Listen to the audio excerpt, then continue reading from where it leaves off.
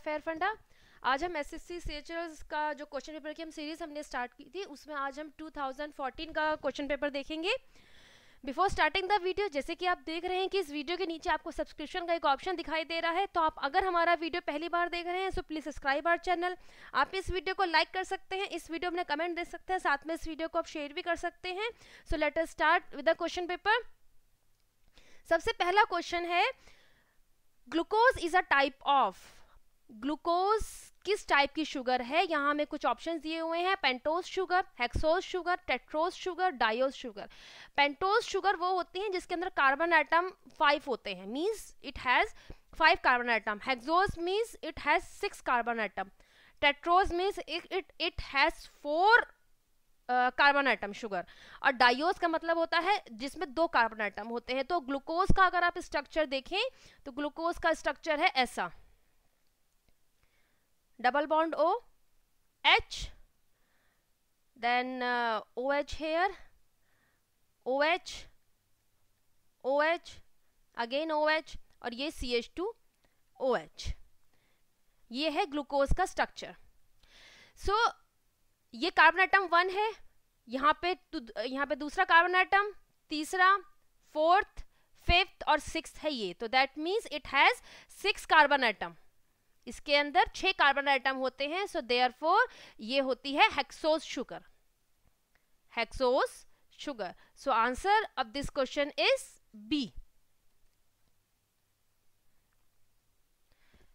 Second question, number of mitochondria in a bacterial cell is. इस question हमसे पूछा जा रहा है कि जो बैक्टीरियल सेल्स होती हैं उसके अंदर कितने माइटोकॉन्ड्रिया होते हैं। तो जैसे कि आप जानते हैं कि जो बैक्टीरियल सेल्स होती हैं they are prokaryotic cells. Prokaryotic cells. और जो प्रोकार्योटिक सेल्स होती हैं इनके अंदर इनका जो मेन कैरेक्टर होता है वो ये कि इनके अंदर सेल ऑर्गेनेल्स एब्सेंट होते हैं। Cell organelles are absent. तो इसका मतलब है ये माइटोकॉन्ड्रिया क्या है? ये mitochondria is a cell organelle और ये यूकार्योटिक सेल में प्रेजेंट होता है, क्योंकि जो प्रोकार्योटिक सेल्स होती हैं ये प्रिमिटिव सेल्स होती हैं। उनमें जो इनिशियली जब सेल डेवलप हुई थी, जब लाइफ ओरिजिनेट हुई थी, तो उस वक्त पे सेल में इतना डिफरेंशिएशन नहीं था, उसमें इतने ऑर्गेनेल्स डेवलप नहीं हुए थे। तो bacterial cell is a prokaryotic cell, जिसको हमने सेल के वीडियो में प्रोकार्योटिक यूकार्योटिक का पूरा डिफरेंशिएशन और किस तरीके से इनके बीच का डिफरेंस क्या है ये सब हमने डिस्कस किया है। सो प्रोकार्योटिक सेल का मेन इसका जो कैरेक्टर है वो ये है कि इनके अंदर जो सेल ऑर्गेनेल होते हैं वो एब्सेंट होते हैं, और साथ में जो न्यूक्लियस होता है ये वेल डिफाइंड न्यूक्लियर मेम्ब्रेन में नहीं होता है। इवन जो दैट मीन्स जो न्यूक्लियर मटेरियल होता है वो भी वेल डिफाइंड मेम्ब्रेन में प्रेजेंट नहीं होता है। So answer of this question is 0। Means bacterial cells के अंदर माइटोकॉन्ड्रिया एब्सेंट होता है। Rainbow is form due to. अब हमसे क्वेश्चन पूछा जा रहा है कि रेनबो जो नेचर में रेनबो क्यों और कैसे फॉर्म होता है। सो रेनबो फॉर्म क्यों होता है? रेनबो फॉर्म ऐसे होता है कि जो सूरज की जो रोशनी है, जो सन रेज हैं, जब वो किसी वाटर ड्रॉपलेट पे या मिस्ट पे या वाटर ड्रॉपलेट पे पड़ती है तो उसके अंदर कुछ फिनोमिनन होते हैं। जैसे मान लीजिए ये वाटर ड्रॉप है, यहाँ से लाइट रे आई, तो जब ये लाइट रे आती है इस वक्त वो एयर में है, और ये जो वाटर ड्रॉपलेट है ये वाटर से मिलकर बनी हुई है, मतलब इसका मीडियम डिफरेंट हो गया। यहाँ पर एयर थी, नाउ इट हैज मींस इसका जो मीडियम है वो वाटर हो गया। इसकी जो ऑप्टिकल डेंसिटी होती है, जो इसका रिफ्रैक्टिव इंडेक्स होता है वो अलग होता है, वो एयर से डिफरेंट होगा। सो देयरफॉर जब ये इस सरफेस पे आके टकराएगी सो इट अंडरगोज रिफ्रैक्शन। यहाँ पर इसका रिफ्रैक्शन होगा and it bends away the normal. मतलब ये normal it bends toward the normal, ये नॉर्मल की तरफ को बेंड हो जाएगी। जब ये नॉर्मल की तरफ बेंड हो जाएगी उसके बाद इसका होगा दूसरी सरफेस पे इंटरनल रिफ्लेक्शन। यहाँ पर इस सरफेस पे आके इसका इंटरनल रिफ्लेक्शन होगा और उसके बाद इसका फिर से जब ये इस वाटर ड्रॉपलेट से बाहर जाएगी देन उसके बाद फिर यहाँ पर रिफ्रैक्शन का प्रोसेस होगा। तो सबसे पहले होगा रिफ्रैक्शन, उसके बाद रिफ्लेक्शन मींस इंटरनल रिफ्लेक्शन, उसके बाद अगेन रिफ्रैक्शन, देन उसके बाद वो रे बाहर निकलती है। तो जब दो नॉन पैरेलल साइड्स पे, ये दो जो साइड्स हैं जिसके ऊपर रिफ्रैक्शन हो रहा है ये नॉन पैरेलल हैं, मतलब ये समानांतर नहीं है।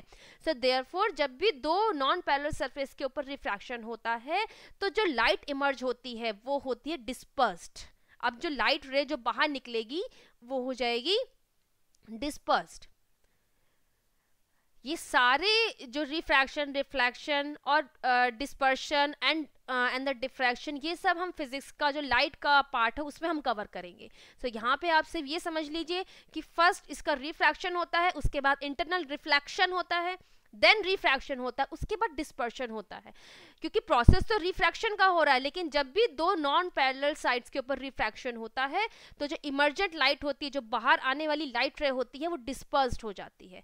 So answer of this question is refraction and dispersion. This is the answer. Next question is golden view of sea shell is due to.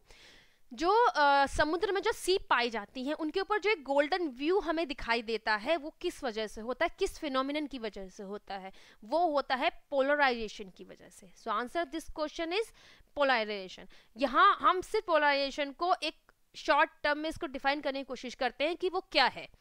जो लाइट रेज होती हैं they are electromagnetic waves. Light rays are electromagnetic, मतलब इसके अंदर electric component भी होता है और इसके अंदर मैग्नेटिक कंपोनेंट भी होता है।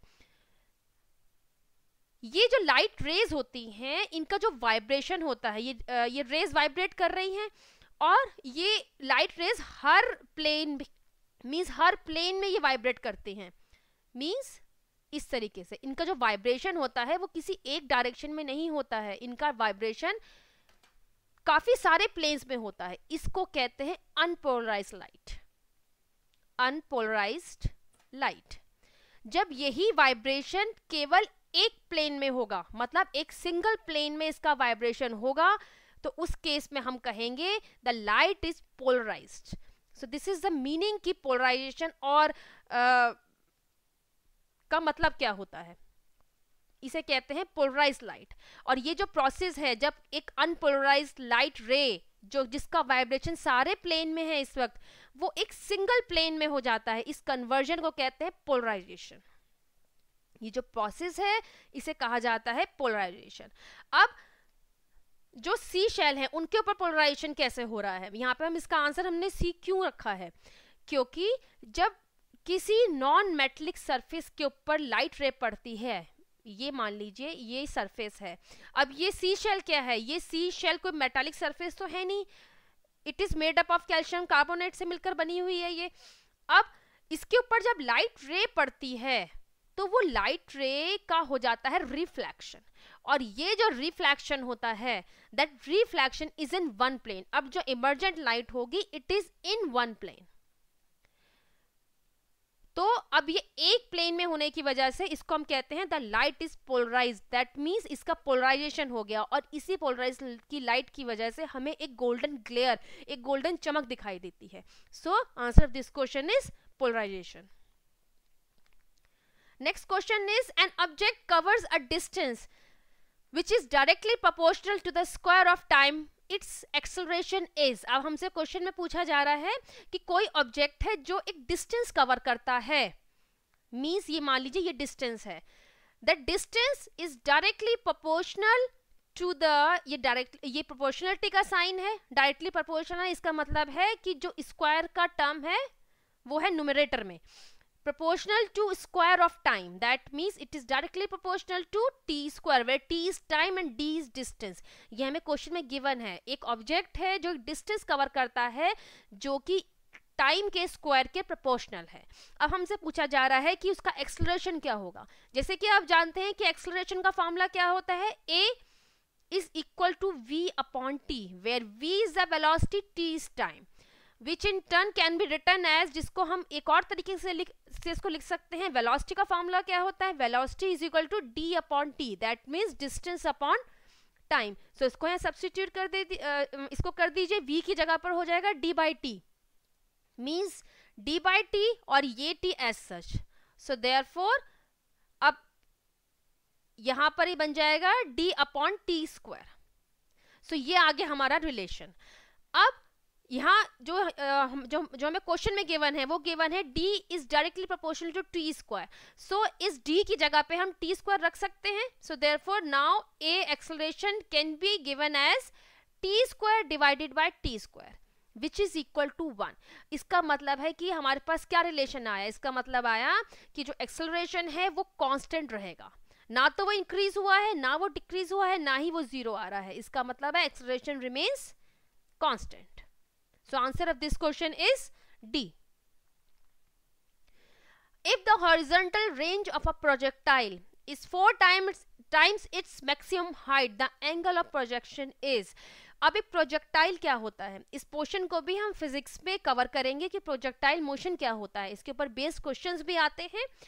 प्रोजेक्टाइल मोशन होता है कि जब भी जैसे कि अपने डेली लाइफ में लीजिए कि हमने किसी पेड़ के ऊपर, कोई आम है उसमें हमने पत्थर मारा, तो उसका जो मोशन होगा वो प्रोजेक्टाइल होगा। मींस वो पत्थर किस तरीके से जाएगा, इस तरीके से, क्योंकि हमने उस स्टोन को फेंका तो ऊपर था लेकिन ड्यू टू ग्रेविटी वो नीचे की तरफ आता है। अब जो उसका मोशन है उसको कहते हैं प्रोजेक्टाइल मोशन, और ये जो उसने पाथ कवर किया इसको कहते हैं ट्रेजेक्टाइल। एंड यहां पर इसके दो कंपोनेंट हैं, ये हो गया हॉरिजॉन्टल कंपोनेंट और ये हो गया वर्टिकल कंपोनेंट। अब ये जो एंगल है इस एंगल को हम एंगल ऑफ प्रोजेक्शन कहते हैं। दैट मीन्स कि हमने जिस एंगल पे उस ऑब्जेक्ट को थ्रो किया है with respect to horizontal line, that means with respect to earth हमने किस एंगल पे उस ऑब्जेक्ट को थ्रो किया है उसको कहते हैं angle of projection. Maximum height और हॉरिजॉन्टल रेंज होता है, दैट मीन्स कि वो कहाँ तक गया है, वो पत्थर कहाँ तक गया है, उस डिस्टेंस को हम कहते हैं हॉरिजॉन्टल रेंज। और मैक्सिमम हाइट दैट मीन्स यहाँ पे इस केस में ये है मैक्सिमम हाइट, जिस मैक्सिमम हाइट पे जाने के बाद वो पत्थर नीचे आना शुरू हो जाएगा। सो यहाँ हमें क्वेश्चन में पूछा गया है कि if the horizontal range of a projectile is 4 times its maximum height, the angle of projection is.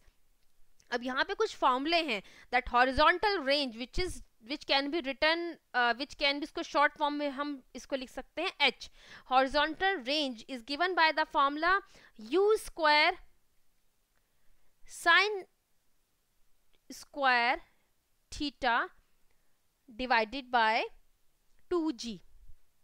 This is the formula of horizontal range where theta is the angle of projection, u is the initial velocity जिससे हमने उस object को throw किया था, and g is the acceleration due to gravity at that place, and the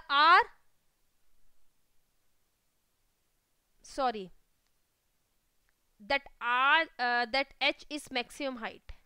ये maximum height का formula है। और जो हॉरिजॉन्टल रेंज है, horizontal range which is written by r, इसको हम डिनोट करेंगे r से, and that is given by u square sin 2 theta divided by g। सो यहाँ पर ये दो फॉर्मूले हैं। मैक्सिमम हाइट का फॉर्मूला है u square sine square theta divided by 2g, and horizontal range का फॉर्मूला है u square sine 2 theta divided by g। इसमें u है initial velocity and theta is a angle of projection. r is a horizontal range, that means maximum distance जो उसने cover किया है, and h is the maximum height, that means किस ऊंचाई तक वो गया है उसके बाद उसने नीचे आना शुरू कर दिया है। सो यहाँ हमें क्वेश्चन में गिवन है इन दोनों के बीच का रिलेशन, और वो रिलेशन क्या है, वो रिलेशन है, यहाँ हम इसको सॉल्व कर लेते हैं। वो रिलेशन है r, that means r is equal to 4h। r है horizontal range which is equal to 4 times इस मैक्सिमम हाइट। ये हमें रिलेशन क्वेश्चन में गिवन है। अब इस पे हम बेस इसको सॉल्व करेंगे। r का फॉर्मूला है u square sine 2 theta divided by g into 4 equal to 4 into h की जगह पे इसका फॉर्मूला लिखिए u square sine 2 theta sine square theta divided by 2g, u square से u स्क्वायर कैंसिल आउट हो जाएगा, g से g कैंसिल आउट हो जाएगा एंड 2 इससे कट जाएगा. सो अब क्या इसमें टर्म रिमेनिंग बची, sine 2 theta is equal to 2 sine square theta. अब यहां से देखिए साइन 2 थीटा का फॉर्मूला क्या होता है, 2 sine theta cos theta is equal to 2 sine square theta. ये 2 से 2 कैंसिल आउट हो सकता है. अब एक साइन स्क्वायर थीटा, ये है sign square theta, that means 2 times, और यहाँ पे एक साइन थीटा, तो ये कैंसिल आउट हो सकता है और ये 2 टर्म कट जाएगी. तो सो देयरफॉर ये हो जाएगा cos theta is equal to sine theta. अब यहां से देखिए इस कॉस थीटा को नीचे लेकर आइए, तो ये हो जाएगा 1 is equal to sine theta upon cos theta. So now 1 is equal to tan theta. ये रिलेशन हमारे पास आ गया. इसका मतलब है कि थीटा की किस वैल्यू के लिए tan theta is equal to 1 होगा. जैसे कि आप जानते हैं कि जो 1045 डिग्री होता है उसकी जो वैल्यू होती है तो वो होती है 1. 1045 degree is equal to 1. So therefore यहां से एंगल थीटा आता है 45 degree. So answer of this question is B.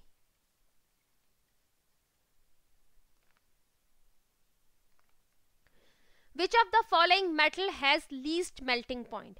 इसमें से किस मेटल का जो मेल्टिंग पॉइंट है वो सबसे ज्यादा कम होगा. इसमें सबसे ज्यादा जो कम मेल्टिंग पॉइंट वाली मेटल है वो है मरकरी. मरकरी का जो मेल्टिंग पॉइंट है वो माइनस में है, -38.83 round. This is the melting point of mercury. इसका आप देखिए कि इसका 0 से भी नीचे है melting point. It has the least melting point. So answer of this question is c. The gas produced in marshy places due to decomposition of vegetation is methane. Methane gas produce होती है जो marshy areas होते हैं, जो दलदल वाले area होते हैं, वहां पर एक गैस प्रोड्यूस होती है. That is because of the, क्योंकि वहां पे जो वेजिटेशन जो सड़े गले पत्ते होते हैं वो सड़ने लगते हैं, उनके डिकम्पोजिशन की वजह से मीथेन गैस वहां पैदा होती है. So answer of this question is D.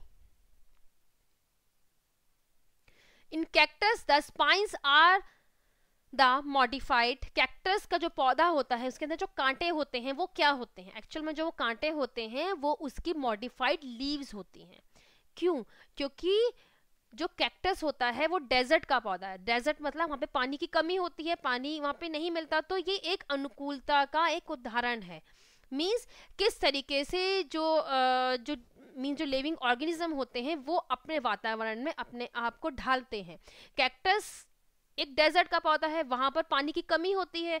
So therefore अगर लीव्स होंगी तो मीन्स वहां पे उस वक्त पे पानी का लॉस भी होगा, वाटर का लॉस भी होगा ऑन द लीव सरफेस. सो उसको अवॉइड करने के लिए मीन्स जो उसका सरफेस एरिया है उसको रिड्यूस करने के लिए जो पत्तियां हैं वो कांटों के रूप में मीन्स परिवर्तित हो जाती है, मॉडिफाई हो जाती है. So answer of this question is b. The smallest known prokaryotic organism is mycoplasma. Mycoplasmas are the smallest जो prokaryotic organism है वो mycoplasma. So answer of this question is B. The boiling point of water decreases at higher altitude is due to. Question हमसे पूछा जा रहा है कि जैसे जैसे हम ऊंचाई पर जाते हैं, हाई एल्टीट्यूड मतलब पहाड़ों पे या जहाँ पे ऊंचाई बहुत ज़्यादा है, वहां पे वाटर का बॉइलिंग पॉइंट डिक्रीज हो जाता है. इसका कारण क्या होता है, इसका कारण होता है कि एट हाई एल्टीट्यूड और पहाड़ों के ऊपर जो एटमॉस्फेरिक प्रेशर होता है वो लो होता है.